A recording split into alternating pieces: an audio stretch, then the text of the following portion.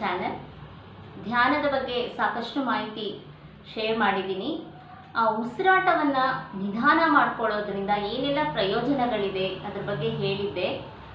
ಇವತ್ತು ಒಂದು ಅದ್ಭುತವಾದ ವಿದ್ಯೆ ಬಗ್ಗೆ ಇವತ್ತು ತಿಳಿಸ್ತೀನಿ. ಮತ್ತು ವಿಜಯ್ ವರ್ಮಾ ಗುರೂಜಿ ಅವರೇ ಎಕ್ಸ್ಪ್ಲೈನ್ ಮಾಡ್ತಾರೆ ಇದ್ರ ಬಗ್ಗೆ ಡೀಟೇಲ್ ಆಗಿ. ಗುರೂಜಿಯವರು ಸಾಕಷ್ಟು ಸಾಧನೆಗಳನ್ನು ಮಾಡಿದ್ದಾರೆ, ಸಿದ್ಧಿಗಳನ್ನು ಮಾಡ್ಕೊಂಡಿದ್ದಾರೆ. ಮತ್ತು ಎಷ್ಟೋ ಜನ, ನೂರಾರು ಜನರಿಗೆ ಅವರು ತರಬೇತಿಯನ್ನು ಕೊಟ್ಟಿದ್ದಾರೆ.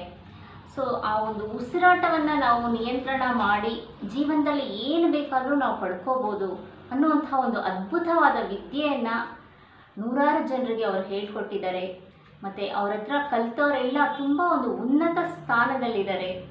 ಸೊ ಅಂಥ ಒಂದು ಗುರೂಜಿ ಅವರ ಮಾರ್ಗದರ್ಶನ ನಮಗೆ ಸಿಕ್ಕಿದೆ. ಅವರು ವಿವರವಾಗಿ ಇದ್ರ ಬಗ್ಗೆ ತಿಳಿಸ್ತಾ ಹೋಗ್ತಾರೆ.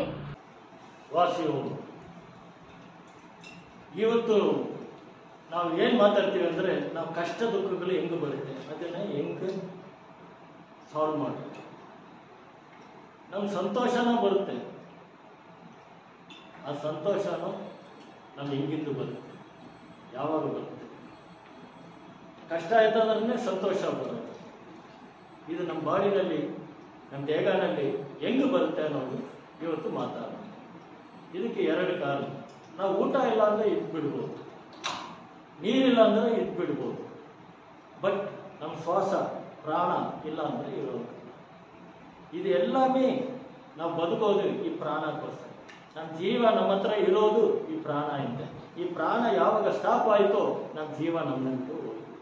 ಈ ಪ್ರಾಣ ಯಾವ್ದು ಮೇಲಿಂದ ವರ್ಕ್ ಆಗುತ್ತೆ ಅಂದರೆ ನಮ್ಮ ಮನಸ್ಸು. ನಮ್ಮ ಮನಸ್ಸು ಹೆಂಗಿರುತ್ತೋ ಅದೇ ಥರನ ನಮ್ಮ ಪ್ರಾಣ ಇರುತ್ತೆ. ಸೊ ಈ ಪ್ರಾಣ ಈ ಮನಸ್ಸನ್ನ ಕಂಟ್ರೋಲ್ ಮಾಡುತ್ತೆ ನಮ್ಮ. ಸೊ ಈ ಮನಸ್ಸು ನಾವು ಜಾಸ್ತಿ ಆಲೋಚನೆಗಳು ಬರೋದಕ್ಕೆ ಕಾರಣ ಏನಂದ್ರೆ ನಮ್ಮಲ್ಲಿ ಇರೋ ನವದ್ವಾರ. ಈ ನವದ್ವಾರನಲ್ಲಿಂದ ನಾವು ಸುಖನೂ ಬರುತ್ತೆ, ಕಷ್ಟನೂ ಬರುತ್ತೆ. ಈ ನವದ್ವಾರನಲ್ಲಿ ಪಂಚೇಂದ್ರಿಯ ಮಾತ್ರ ತಗೋತೀವಿ. ಈ ಪಂಚೇಂದ್ರಿಯ ಯಾಕೆ ತಗೋತೀವಿ ಅಂದರೆ ಇದು ಪಂಚಭೂತ ಒಡೆಯ ಕನೆಕ್ಷನ್ ಇರುತ್ತೆ. ಈ ಪಂಚೇಂದ್ರಿಯ ಒಂದು ನೋಡ್ತೀರಿ, ಒಂದು ಟೇಸ್ಟ್ ನೋಡ್ತೀರಿ, ಒಂದು ಸ್ಮೆಲ್ ನೋಡ್ತೀರಿ, ಒಂದು ಫೀಲ್ ಮಾಡ್ತೀರಿ, ಇದೆಲ್ಲವೇ ಬಂದು ಬ್ರೈನ್ಗೆ ಹೋಗುತ್ತೆ. ಈ ಬ್ರೈನ್ ಅನ್ನೋದು CPU ಥರ ಹಾರ್ಡ್ವೇರ್. ಇದು ಹೆಂಗೆ ವರ್ಕ್ ಆಗುತ್ತೆ ಅಂದರೆ, ನಿನ್ನ ಮನಸ್ಸು ಅನ್ನೋ ಒಂದು ಆಯುಧನಲ್ಲಿಂದು. ಈ ಮನಸ್ಸು ಅಟಾಮಿಕ್ ಬಾಂಬ್ಗಳು ತುಂಬ ಪವರ್ಫುಲ್. ನೀವು ಏನು ಬೇಕೋ ಕಂಟ್ರೋಲ್ ಮಾಡ್ಬೋದು, ಏನು ಬೇಕೋ ಅದನ್ನು ಸಂಚಲಾಗ್ತದೆ. ಓಕೆ, ಈ ಮನಸ್ಸು ಇದು ಸಾಫ್ಟ್ವೇರ್ ಆಫ್ ದ ಬ್ರೈನ್. ಈ ಮನಸ್ಸು ಹೆಂಗೆ ವರ್ಕ್ ಆಗುತ್ತೆ ಅಂದರೆ ದ ಕರೆಂಟ್ ಥರ ಬೇಕು. ಅದಕ್ಕೋಸ್ಕರನೇ ಈ ಪ್ರಾಣನಲ್ಲಿಂದ ಈ ಮನಸ್ಸು ವರ್ಕ್ ಆಗುತ್ತೆ. ನಿನ್ನ ಮನಸ್ಸು ಹೆಂಗೆ ವರ್ಕ್ ಆಗುತ್ತೋ ಆ ಥರ ಈ ಪ್ರಾಣ ವರ್ಕ್ ಆಗುತ್ತೆ. ಎಷ್ಟು ಯಾವ ಟೈಮ್ ಏನು ವೋಲ್ಟೇಜ್ ಕೊಡುತ್ತೆ, ಏನು ಕಡಿಮೆ ಮಾಡಬೇಕು, ಎಲ್ಲವೇ ಈ ಪ್ರಾಣ. ಈ ಪ್ರಾಣ ಹೆಂಗೆ ವರ್ಕ್ ಆಗುತ್ತೆ ಅಂದರೆ ನಿನ್ನುಡಿಯ ಸ್ವರ. ಸ್ವರ ಅಂದರೆ ನಿನ್ನುಡಿಯ ಬ್ರೀತ್, ನಿನ್ನುಡಿಯ ಶ್ವಾಸ. ಯಾಕೆ ಸ್ವರ ಅಂದರೆ it is a continuous flow. Continuous ಒಳಗಡೆ ಹೋಗ್ಬಿಟ್ಟು ಹೊರಗಡೆ ಬರೋದ್ರಿಂದಾನೇ ಇದು ಪ್ರಾಣ ಅಂತಾರೆ. ಈ ಪ್ರಾಣ ಪಕ್ವವಾಗ ಇತ್ತಂದ್ರೆ ನಿನ್ನ ಬಾಡಿ ಚೆನ್ನಾಗಿರುತ್ತೆ. ನಿನ್ನ ಮನಸ್ಸು ಯಾವಾಗ ಕಷ್ಟದಲ್ಲಿ ಇರುತ್ತೋ ನಿನ್ನ ಪ್ರಾಣ ಡಿಸ್ಟರ್ಬ್ ಆಗುತ್ತೆ. ನಿನ್ನ ಪ್ರಾಣ ಡಿಸ್ಟರ್ಬ್ ಆಯ್ತಂದ್ರೆ ನಿನ್ನ ದೇಹಕ್ಕೆ ರೋಗ ಬರುತ್ತೆ. ಸೊ ನಿನ್ನ ದೇಹಕ್ಕೂ ರೋಗ ಬರ್ಬೋದು. ನೀ ಸಂತೋಷವಾಗಿನಲ್ಲಿ ಇರಬೇಕು ಅಂದರೆ ನಿನ್ನ ಪ್ರಾಣನ ಕಂಟ್ರೋಲ್ ಮಾಡಿಸಿ, ನಿನ್ನ ಪ್ರಾಣನ ಕರೆಕ್ಟಾಗಿ ತಗೊಂಡು ಹೋಗೋದೇ ಯಾವ ದಿನಕ್ಕೆ ಹೆಂಗೆ ಅನ್ನೋದು ಸರಸ್ವತಿ. ಸೊ ಈ ಟೈಮ್ನಲ್ಲಿ ಕಾಮನ್ ಆಗಿ ಈ ಟೈಮ್ನಲ್ಲಿ ಯಾರ್ಯಾರು ಈ ವಿಡಿಯೋನ ನೋಡ್ತಾರೋ ಅವ್ರಿಗೆಲ್ಲ ರೈಟ್ನಲ್ಲಿ ಬ್ರೀತ್ ಹೋಗ್ತಾ ಇರುತ್ತೆ. ಮ್ಯಾಕ್ಸಿಮಮ್ 75 to 80% ಸ್ವರ ಚೆನ್ನಾಗಿರೋರಿಗೆ 80% ರೈಟ್ ಬ್ರೀತ್ ಹೋಗ್ತಾ ಇರುತ್ತೆ. ಸೊ ರೋಗ ಏನೋ ಮನಸ್ಸು ಕಷ್ಟ ಇರೋರಿಗೆ ಲೆಫ್ಟ್ ಬ್ರೀತ್ ಹೋಗುತ್ತೆ. ಚೆಕ್ ಮಾಡ್ಕೊಳ್ಳಿ.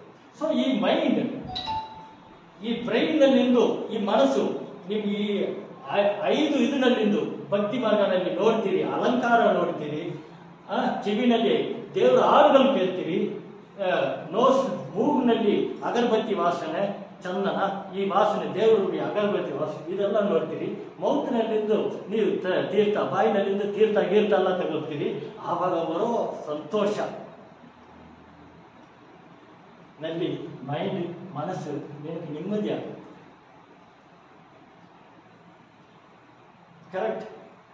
ಈ ಬಾಯಿನಲ್ಲಿ ಸ್ವೀಟ್ ಹಾಕೋ ಟೈಮ್ನಲ್ಲಿ ನಿಮ್ಗೆ ಸಂತೋಷ ಬರುತ್ತೆ. ಕಹಿ ಹಾಕೊಳ್ಳೋ ಟೈಮ್, ಮೆಣಸಿನ್ಕಾಯಿ ಹಾಕೋ ಟೈಮ್ನಲ್ಲಿ ಕಷ್ಟ ಬರುತ್ತೆ. ಕಷ್ಟನೋ ದುಃಖನೋ ಬರೋದ್ರಿಂದಾನೇ ಈ 5 ಇದು 5 ಪಂಚಭೂತಗಳ ರಿಲೇಷನ್ಸ್. ಇದು ಪಂಚಭೂತ ಧ್ಯಾನ ಅಂತೀವಿ. ಅದು ಮಾಡೋದಂದ್ರೆ ಈ 5 ಕರೆಕ್ಟಾಗಿ ವರ್ಕ್ ಆಗುತ್ತೆ.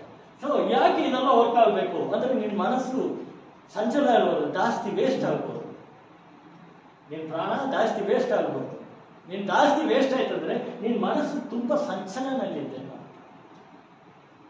ಸೊ ಈ ಮೈಂಡ್ ಈ ಬಾಯಿನಲ್ಲಿಂದ ಒಂದು ಮಂತ್ರನೋ ವಿತ್ತರನೋ ಸಂಕಲ್ಪನೋ ಅಫರ್ಮೇಷನ್ ಅಂತೀವಿ, ಅದು ಕೊಡೋದೇ ಈ 5ನಲ್ಲಿಂದು ನಿನ್ನ ಬ್ರೈನ್ಗೂ ಕೊಟ್ಟು ಬ್ರೈನ್ನಲ್ಲಿಂದು ಮೈಂಡ್ಗೂ ಕೊಡೋದೇ ಅದು ಒಂದು ನಾವು ಅಫರ್ಮೇಷನ್ ಅಂತೀವಿ, ಸಂಕಲ್ಪ.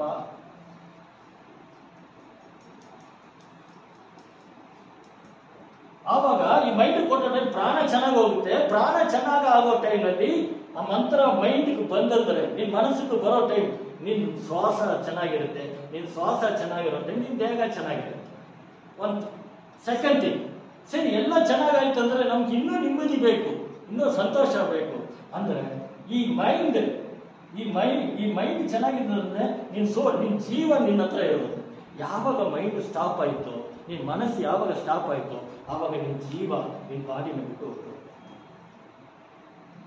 ಸೊ ಈ ಮೈಂಡ್ ಚೆನ್ನಾಗಿರೋ ಟೈಮ್ ಇನ್ನೂ ಜೀವತ್ತೂ ಇರಬೇಕು, ನಾನು 10 ಜನ ಕೆಲಸ ಮಾಡಬೇಕು, ನನಗೆ ಮುಕ್ತಿ ಸಿಕ್ಕಬೇಕು ಅನ್ನೋದು ನಿನಗೊಂದು ಯೋಚನೆ ಬಂದಂದ್ರೆ ಈ ಮೈಂಡ್ ಈ ಸೋಲ್ ಹೇಳೋ ತರ ಕೇಳಬೇಕು. ಯಾವಾಗ ನೀವು ಎಗೈನ್ಸ್ಟ್ ದ ಸೋಲ್ ಬಂದು ಒಂದು ಕೆಲಸ ಮಾಡ್ತೀಯೋ ಆವಾಗ ನಿನಗೆ ಕರ್ಮ ಬರುತ್ತೆ. ಸೊ ಈ ಕರ್ಮ ಸೋಲ್ ಹೇಳೋ ಪ್ರಕಾರ ನೀವು ಮಾಡಿದ್ರೆ ಸೋಲ್ ಹೆಂಗೆ ಹೇಳ್ತೆ ಅದಕ್ಕೆ ಹೇಳ್ತೆ. ಓಕೆ, ಅದಕ್ಕೆ ಎಕ್ಸಾಂಪಲ್ ಕೊಡ್ಬೋದು. ಈ ಸೋಲ್ ಒಳ್ಳೇದು ಹೇಳೋದು ನೀವು ಕೇಳಿದ್ರಂದ್ರೆ ಅದು ಗುಡ್ ಕರ್ಮ. ನೀವು ಅದು ಹೇಳಿದ್ದು ಎಗೈನ್ಸ್ಟ್ ಆಗ ಮಾಡೋ time it is the bad ಕರ್ಮ. ಈ ಕರ್ಮನ ಎತ್ತಬಹುದಾ? ಎತ್ತಬಹುದು. ಯಾವ್ದಿಂದ ಎತ್ತಬಹುದು? ನೀವು ಸ್ವರಯೋಗದಿಂದ ಮಾತ್ರನೇ ಎತ್ತೋದು. ಎತ್ತೋದಂದ್ರೆ ನೀವು ಧ್ಯಾನಗಾರಬೇಕು. ಈ ಸ್ವರಯೋಗ, ಈ ಧ್ಯಾನ ಇದೆಲ್ಲ ಕಲಿಬೇಕು. ವಾಸಿಯೋಗ.